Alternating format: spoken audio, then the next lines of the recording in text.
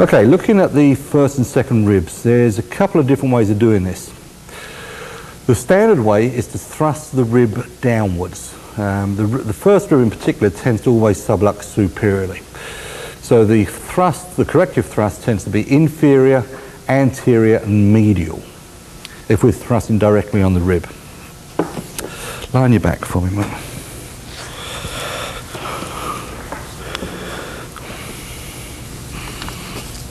Now, there's a number of different ways of doing it.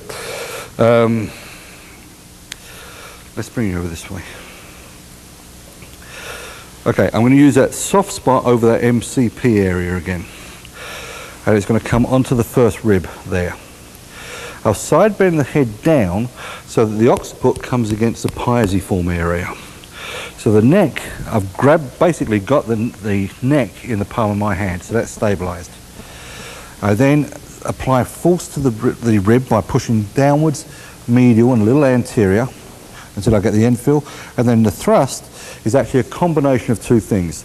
Side bending the head onto my hand, which forces it down, and also thrusting with the hand ventrally and inferiorly and medially. So in that position there, it's that. Okay, once more there. There. We can do that way.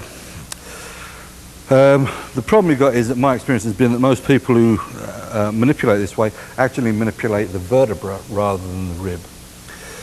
An alternative technique is to fix the rib and thrust the vertebra on the rib. And this tends to be a little bit more discreet. Now, can I sit you up for a second? No? I'll show you what I'm going to do with the hand. So if I'm going to manipulate this right first rib, I'm going to be on this side, Mark's going to be supine, so I'm going to reach back this way.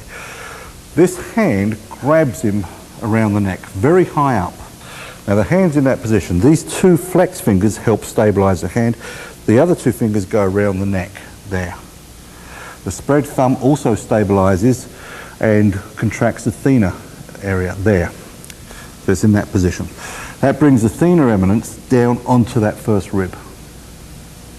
Now, I've got to be careful again that the scapula is not in the waist of my arm, is going to be way tucked underneath there. So it's going to run parallel with the spine again. Okay, lie on your back.